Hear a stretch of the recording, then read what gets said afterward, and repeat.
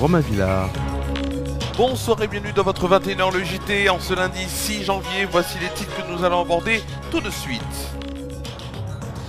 Nous allons bien sûr évoquer et nous parlerons de la tempête Florian qui passe sur la France métropolitaine et notamment dans l'est de la France. Nous évoquerons la colère des agriculteurs avec le cortège qui a voulu aller sur Paris et les actions réalisées sur Lyon. Nous verrons tout ça dans cette édition. Nous parlons dans l'info locale, dans de nombreux chantiers d'Archaglo qui vont rythmer Toulon et ses alentours pendant 4 ans jusqu'en 2029. Nous verrons aussi qu'en Martinique, bien sûr, 2 femmes ont été retrouvées mortes dans une voiture immergée dans la rivière à Saint-Joseph. La météo éphéméride de demain en fin d'édition. Ce sont les titres que nous allons aborder tout de suite dans cette édition. Nous sommes en direct, il est 21h27, je suis désolé de ce retard qui est indépendant de ma volonté. On va tout de suite évoquer donc ces titres dans l'actualité.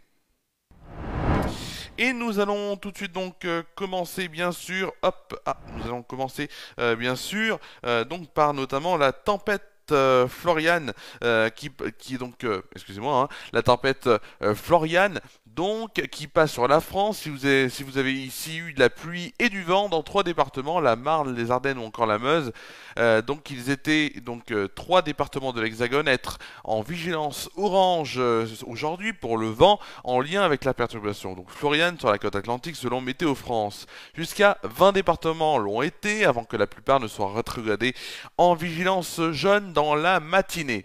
Des problèmes SNCF ont eu lieu, c'est la SNCF qui a annoncé une série de mesures pour les départements concernés, allant de ralentissement sur certaines lignes à l'absence de desserte de certaines gares, en passant par des stops circulation, des arrêts préventifs pour éviter que des trains soient bloqués en pleine voie en raison donc de chutes d'arbres notamment. Dans les Hauts-de-France, la SNCF a mis à l'arrêt certaines portions de lignes pendant quelques heures à la mi-journée ce lundi. Les lignes notamment Paris-Laon, entre Crépy et Laon. On a aussi Tergnier-Laon, Creil-Beauvais ou encore Boulogne-Dunkerque de 11h à 13h. Qui ont été donc concernés par ces perturbations. Les stops circulation préventifs devraient aussi concerner notamment les lignes Limoges-Angoulême jusqu'à 13h, Limoges-Vierzon jusqu'à 17h, Poitiers-La Rochelle, Étampes-Orléans, Tours, Poitiers pendant au moins une partie de la journée, ainsi que Nancy, Bar-le-Duc, de 11h à 16h. En Ile-de-France, au départ de Paris-Est, les trains pour Coulommiers, Province, on a aussi Esly, Crécy-la-Chapelle ont été annulés entre 11h et 16h30 aujourd'hui. Notamment la SNCF qui a précisé des circulations de reconnaissance par des trains vides avec à leur bord des agents de SNCF Réseau munis de tronçonneuses seront effectuées dès la fin de cet épisode météorologique afin de permettre la reprise des circulations en toute sécurité. Tout de suite dans l'actualité également.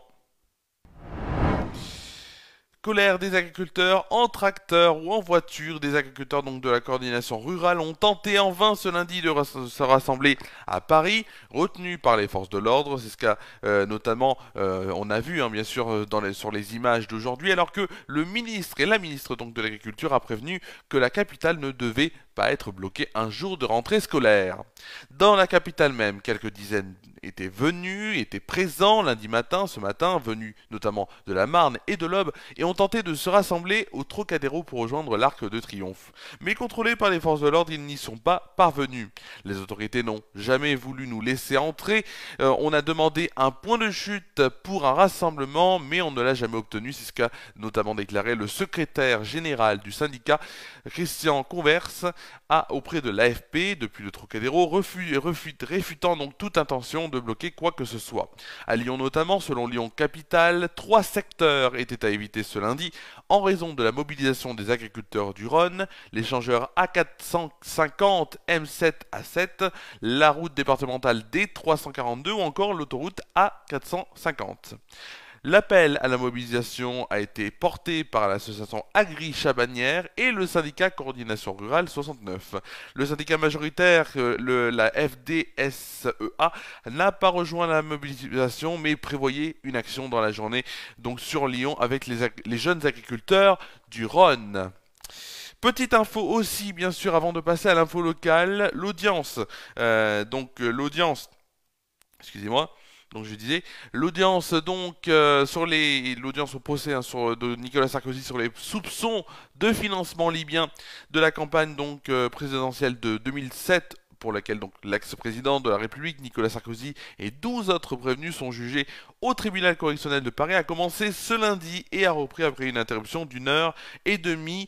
La cause, le tribunal s'était retiré pour délibérer au sujet d'une question prioritaire de constitutionnalité QPC, déposée par l'avocat de Khaled Ali Boughnchan, un milliardaire saoudien accusé d'avoir participé à un montage financier impliquant également Claude Guéant, qui lui aussi poursuivi. Après délibération, la présidente a annoncé que la QPC ne serait pas transmise à la Cour de cassation et que les débats pouvaient donc se poursuivre, avec l'examen des exceptions soulevées par les avocats de la défense. Ce qui est reproché Nicolas Sarkozy se voit reprocher donc d'avoir passé, fin 2005, notamment avec l'aide de ses proches comme Brice Hortefeux ou encore Claude Guéant, un pacte de corruption avec le richissime dictateur libyen pour qu'il soutienne financièrement son accession à l'Élysée. Jugé pour corruption, recel de détournement de fonds publics, financement illégal des campagnes ou encore association de malfaiteurs, il encourt jusqu'à 10 ans de prison et 375 000 € d'amende, ainsi qu'une privation des droits civiques, donc une inéligibilité allant jusqu'à 5 ans.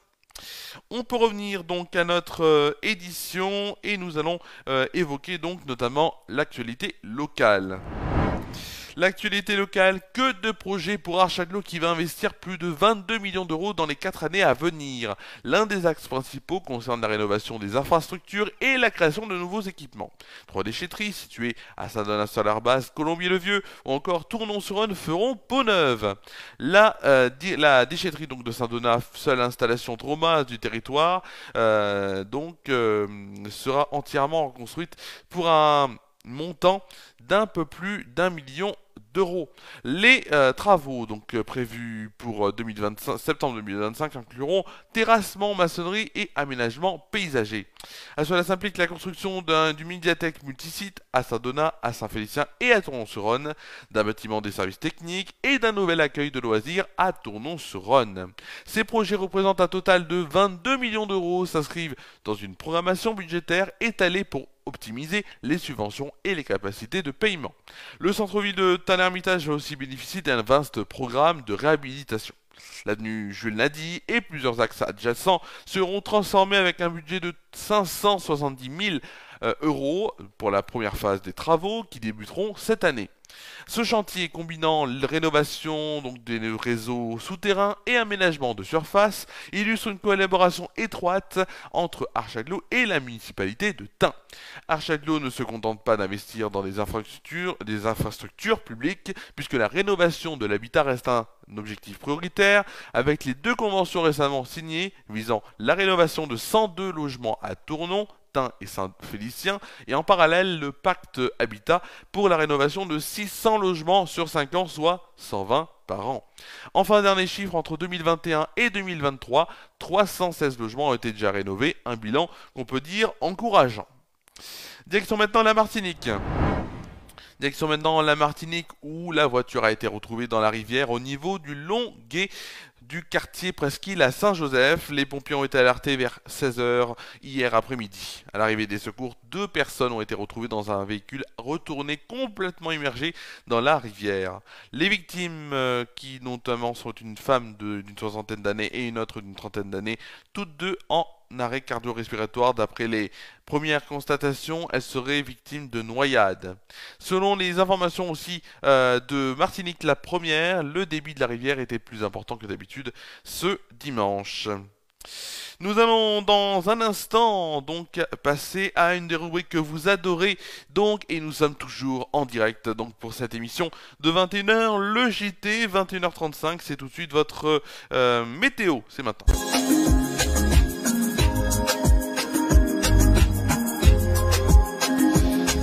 Avec ces nouveaux génériques pour cette nouvelle année. Et on va tout de suite commencer bien sûr par Tournon-sur-Rhône avec donc un ciel ensoleillé dès le matin, 5 degrés de moyenne. Il fait un peu froid mais en tout cas c'est l'hiver, c'est normal. Puis dans l'après-midi, le ciel se transformera en éclaircies et donc les éclaircies prendront place pour une température moyenne de 11 degrés et on restera à cette température-là. Passons tout de suite à la météo en France métropolitaine avec demain matin dans les grandes villes, ou du moins en France métropolitaine pour commencer un temps variable, venté et assez froid, avec des averses qui règnent sur de nombreuses régions, surtout au nord de la Loire. Le ressenti redevient de saison. Des averses tombent aussi en Nouvelle-Aquitaine jusqu'au Massif central. Le sud-est se dégage sous l'effet du Mistral et du vent d'ouest, mais des averses persistent en Corse. Il fera 3 degrés dans les grandes villes, notamment les températures dans les grandes villes, 3 degrés à Rouen, Aurillac et Montélimar, 5 degrés pour Strasbourg, Nantes et Lyon, 7 degrés pour Brest, Toulouse, Montpellier et Marseille. Il fera 9 degrés à Biarritz, Perpignan et Nice. Le plus froid sera du côté de Lille, Charleville-Mézières et Rennes avec 2 degrés et le plus chaud du côté donc d'Ajaccio avec 12 degrés.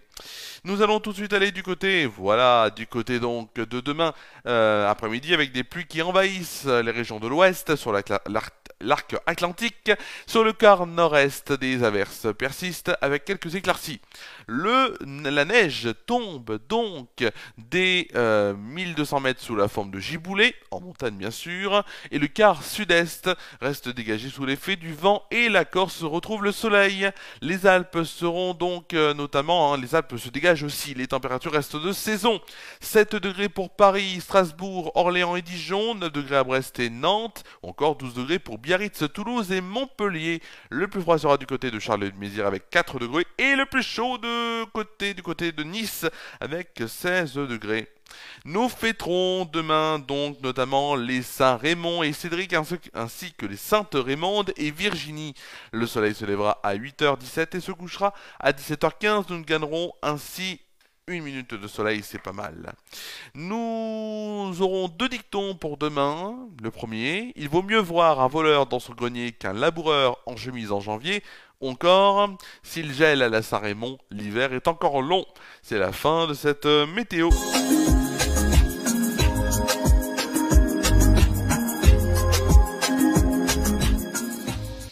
Avec un petit bug sur les génériques. J'en suis encore désolé. J'ai l'impression que ça bug en cette fin d'édition. Juste pour vous dire bien sûr les prochains rendez-vous sur cette page Facebook qui est Fera News bien sûr. Et si vous regardez sur YouTube, donc les directs se passent sur Facebook, je vais y arriver. Et donc les prochains rendez-vous avec Flash Actu and Good Vibes, donc qui sont déclinés, 2 émissions déclinées donc. Une le matin, une l'après-midi, en direct, donc toujours, en vidéo sur FR News, en radio sur Déclic Radio. Flash Actu, après-midi, c'est donc demain, 16h30, 17h, avec au programme de cette émission, les événements culturels à ne pas manquer. On aura aussi, qu'est-ce qu'on aura aussi? Les événements culturels à ne pas manquer. On aura également l'actualité nationale, on aura le sport local, même s'il n'y en a pas beaucoup, mais ce sera plus du programme de ce qui va se passer le week-end prochain. Et on aura aussi également, qu'est-ce qu'on aura aussi? On aura aussi, je vais arriver, la météo, et oui, la rubrique télévisuelle, radiophonique, donc de ce qui s'est passé pendant les vacances. Et on va notamment parler des tops et des flops, et il y en a du moins un gros top et un gros flop. Ensuite, mercredi, ce sera Flash Action Good Eyes à midi, 11h30 midi, donc en direct avec bien sûr, alors là on a une émission incroyable pour cette première de l'année 2025, ou du moins première de l'année en direct de 2025. On aura donc notamment l'actu locale, ça ne change pas. On aura un reportage sur la journée jeux organisée par le secteur famille et enfance du centre culturel de Tournon. On aura aussi les sorties cinéma de Tournon, de Rosanna. On aura la météo et c'est tout. Et ici, on aura aussi bien sûr les temps fort sport du moment. Le grand live, ça revient. Donc, ce sera 21h20 en direct jeudi, à suivre en direct donc sur cette page Facebook, donc qui est en replay aussi bien sûr sur YouTube. Et faire une news coupe de français, faire une news foot revient dimanche 23h en direct après le match notamment entre le Paris Saint-Germain et l'AS Saint-Etienne. Voilà, merci à vous d'avoir suivi cette dernière édition. première édition de la semaine, mais en même temps dernière édition. C'est comme ça, puisqu'il n'y en a qu'une dans la semaine. On se retrouve demain et faire un news en vidéo, en radio sur Déclic Radio demain pour Flash Actu Good Days l'après-midi de 16h30 à 17h. Et Flash Actu Good Days midi, c'est mercredi en direct toujours 11h30 midi. Je vous souhaite de passer une très bonne soirée, une très bonne nuit, prenez soin de vous et de vos proches. Je vous souhaite encore une très belle année, très belle et heureuse année 2025.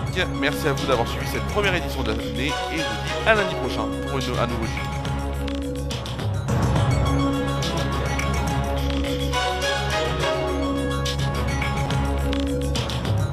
Cette émission a été présentée et préparée par Romain Villard. Cette édition est à retrouver sur les chaînes Facebook et YouTube des Ferra News.